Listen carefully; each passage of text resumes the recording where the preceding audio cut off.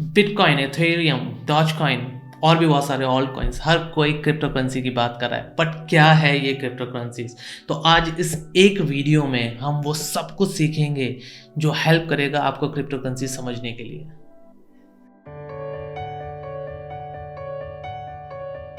Hey guys, this is Mohammed Shoaib back again with another video। अगर आप हमारे channel पे नए हैं तो सब्सक्राइब करें एंड इस वीडियो को लाइक करें, क्योंकि हम लाते हैं आपके लिए हमेशा क्रिप्टो एंड ब्लॉकचेन से रिलेटेड अमेजिंग कंटेंट।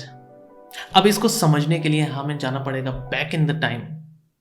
अब इतना ज़्यादा बैक नहीं, बस हमें समझना है कि जब सिविलाइजेशन का अर्ली स्टेज था तब करेंसी जैसी कोई चीज़ नहीं थी। अब इसको हम कहेंगे फेस 1, जब चीज़ों को एक्सचेंज किया जाता था। फॉर एग्जाम्पल, अगर किसी को शूज़ लेने होते थे वो अपना अनाज लेके जा सकता था और अपना अनाज देता था एंड शूज़ ले लेता था। तो इस टाइप से उस वक्त इस टाइप से ट्रेड होते थे। लेकिन इस टाइप के सिस्टम में एक इशू था, व्हाट इफ कि शूज़ वाले को अनाज नहीं चाहिए तो अनाज वाला शूज़ कैसे लेगा? तो ये इशू को ओवरकम करने के लिए उस टाइप के लोगों ने सोचा और करेंसी इंट्रोड्यूस हुई। जब फेज 2 आया, यानी मतलब जब करेंसी बनाई गई जिसमें मेटालिक कॉइन्स बनाए गए।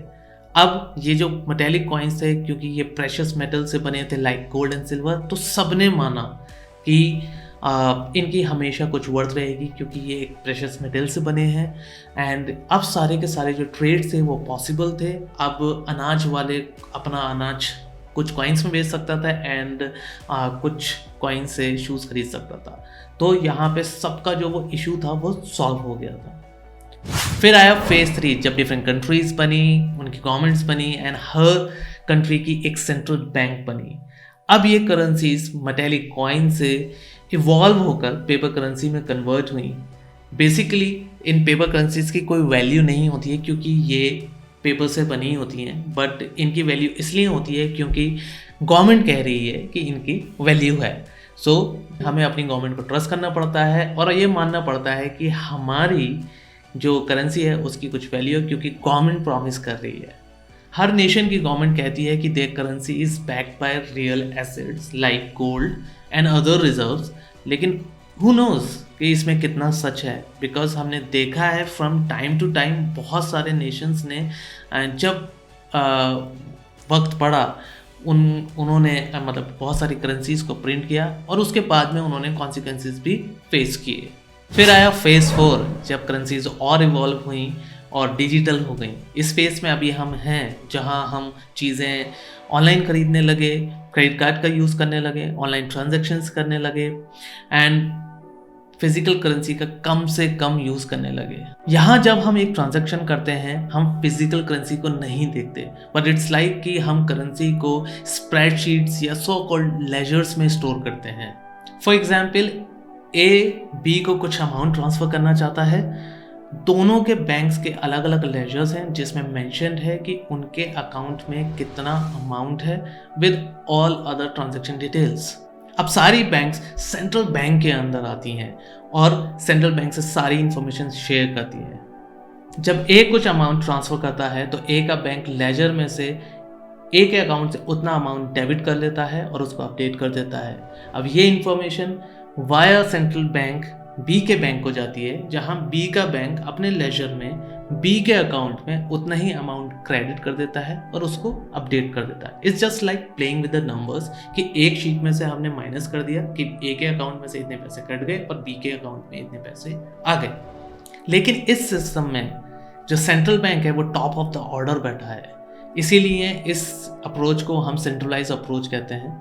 एंड यहाँ पर जो सेंट्रल बैंक है वो पूरे इस सिस्टम को कंट्रोल करता है और उस करेंसी की क्या वैल्यू होगी सारा कुछ सेंट्रल बैंक के हाथ में डिपेंड होता है। फिर आया फेज 5, जो ऑलरेडी स्टार्ट हो चुका है और बहुत तेज़ी से लोग इसको अडॉप्ट कर रहे हैं। ये एरा है क्रिप्टो करेंसीज का जो 100% वर्चुअल है, जहाँ पर गोल्ड, सिल्वर या पेपर नहीं है। It's just like 100% transfer of digital assets. इस सिस्टम में डेटा स्टोर करने का कोर कंसेप्ट ऑलमोस्ट सिमिलर है, बट यहाँ पर अलग अलग लेजर होने के बदले एक बड़ा यूनिवर्सल लेजर है जिसमें सारा डेटा स्टोर होता है और जिसको हम बोलते हैं blockchain.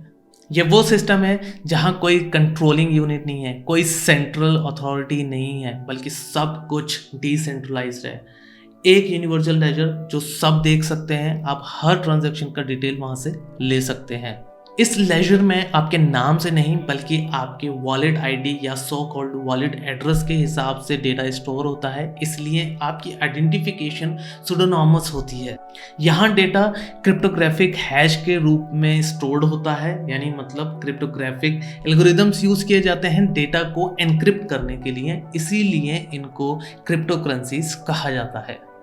But now the question is कि जब इस सिस्टम को कोई कंट्रोल नहीं कर रहा तो ये सारा सिस्टम चल कैसे रहा है? Well that's a good question. तो ये सारा कुछ पॉसिबल है एक नेटवर्क की हेल्प से, जहां बहुत सारे कंप्यूटर्स एक दूसरे के साथ कनेक्टेड हैं। इस नेटवर्क का पार्ट बनने के लिए सर्टेन रिक्वायरमेंट्स होती हैं, जो अगर आप पूरी कर दें तो आप इसका पार्ट बन सकते हैं। यहाँ सारे डिसीजन नेटवर्क द्वारा लिए जाते हैं, क्योंकि इन ट्रांजैक्शंस में कोई भी मिडिल पर्सन नहीं होता, इसीलिए इनको हम actual peer to peer transactions कहते हैं। बट अब एक और क्वेश्चन है कि अगर ट्रांजैक्शंस तो हो रही हैं मगर इनको वेरीफाई कौन करता है? ये जो कंप्यूटर्स हैं जो इस नेटवर्क को बना रहे हैं, इनको हम नोड या कुछ केसेस में माइनर्स कहते हैं। हर नोड या माइनर के पास ब्लॉकचेन लेजर की एक कॉपी होती है। जब भी कोई ट्रांजैक्शन इस नेटवर्क में आता है, ये सारे के सारे माइनर्स एक दूसरे से compete करते हैं कि कौन उसको पहले वेरीफाई करेगा, और जो भी पहले वेरीफाई करता है नेटवर्क उसको रिवॉर्ड देता है।